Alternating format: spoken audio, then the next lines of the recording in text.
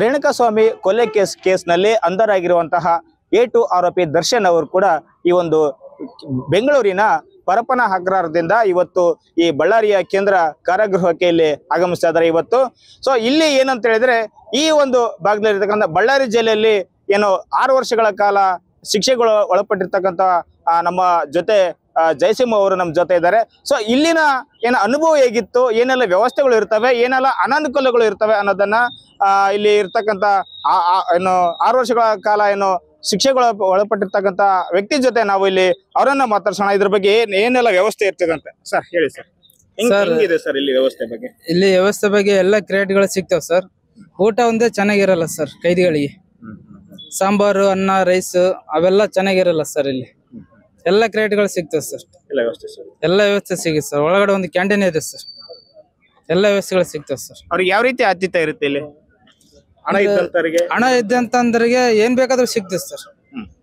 ಹಣ ಇದ್ದಂತರಿಗೆ ಒಂದೊಂದು cell room ಕೊಡ್ತಿದ್ರು ಸರ್. ಏನ್ ಬೇಕಾದ್ರೂ ಸಿಗುತ್ತೆ. ಬೇರೆ ಕೈದಿಗಳಾದ್ರೆ ಯಾವ್ದಾದ್ರು ರೂಮಲ್ಲಿ ಹಾಕ್ಬಿಡ್ತಿದ್ರು ಸರ್.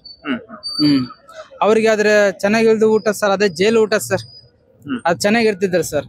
ಹಣ ಕೊಟ್ಟಿದಂತಾದ್ರೆ ಏನ್ ಬೇಕಾದ್ರೂ ಅವರೇ ವಾರ್ಡನ್ಸ್ ಎಲ್ಲ ತಂದು ಕೊಡ್ತಿದ್ರು ಸರ್. ಇಲ್ಲಿ ಹಣ ಇದ್ದಂತರಿಗೆ ಒಂದು ಮತ್ತೆ ಹಣ ಇಲ್ದಂತರಿಗೆ ಒಂದು ಯಾವ ರೀತಿ ಇದೆ? ಹಣ ಇದ್ದಂತರಿಗೆ ಅಂದ್ರೆ ಸರ್ ವಾರ್ಡನ್ಸ್ಗೆ ದುಡ್ಡು ಕೊಟ್ರೆ ಏನ್ ಬೇಕಾದ್ರೂ ತರ್ತಾರಲ್ಲ ಸರ್. ಅವ್ರು ಊಟ ಕೇಳ್ಕೊಂತಾರೋ, ಬಿರಿಯಾನಿ ಕೇಳ್ಕೊಂತಾರೋ, ಏನ್ ಕೇಳ್ಕೊಂತಾರೋ, ಅವ್ರು ಏನ್ ಕೇಳಿದ್ರೆ ತಂದು ಕೊಡ್ತಾರ ಸರ್. ಇವಾಗ ಮಾಮೂಲಿ ಸಣ್ಣ ಕೈದಿಗಳಂತಂದ್ರೆ ಅದೇ ಜೈಲು ಊಟ ಸರ್. ಸಾಂಬಾರು ಚೆನ್ನಾಗಿರಲ್ಲ, ಅದು ಚೆನ್ನಾಗಿರಲ್ಲ ಸರ್. ಅದಕ್ಕೋಸ್ಕರ ನಾನು ಯಾವ ತರ ನಾನು ಯಾಕೋಸ್ಕರ ಹೇಳ್ತಾ ಇದ್ದೆ ಅಂತಂದ್ರೆ ಏನ, ಒಳಗಡೆ ಎಲ್ಲ ಕೈದಿಗೆ ಒಂದೇ ತರ ಇರಬೇಕು, ಎಲ್ಲರಿಗೆ ಒಂದೇ ಊಟ ಇರಬೇಕು. ಸ್ವಲ್ಪ ಊಟನ ಚೆನ್ನಾಗ ಮಾಡ್ಬೇಕು. ಒಳಗಡೆ ಚೆನ್ನಾಗ ಮಾಡಲ್ಲ ಸರ್. ಅನ್ನ ಉದ್ರುದ್ರ ಇರುತ್ತೆ, ಸಾಂಬಾರು ನೀರಿರುತ್ತೆ, ಅವೆಲ್ಲ ಇರುತ್ತೆ ಸರ್.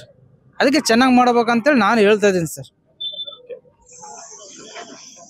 ಏನೋ ಇದಿಷ್ಟು ಅವ್ರು ಹೇಳುವಂಥದ್ದು ಏನಂದ್ರೆ ಇಲ್ಲಿ ಯಾರೋ ವಿಲಾಸಿ ಅಂದ್ರೆ ಯಾರು ಹಣವಂತರು ಇರ್ತಾರೆ ಅವರಿಗೆ ಇಲ್ಲಿ ವ್ಯವಸ್ಥಿತವಾಗಿ ಎಲ್ಲಾ ರೀತಿಯಲ್ಲಿ ಅನುಕೂಲ ಮಾಡಿಕೊಡಲಾಗ್ತದೆ ಅನ್ನೋ ಮಾತನ್ನು ಕೂಡ ಹೇಳಿದ್ದಾರೆ.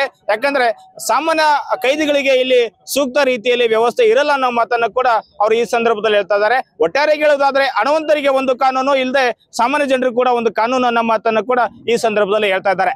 Bhimraj, BTV news, Ballari.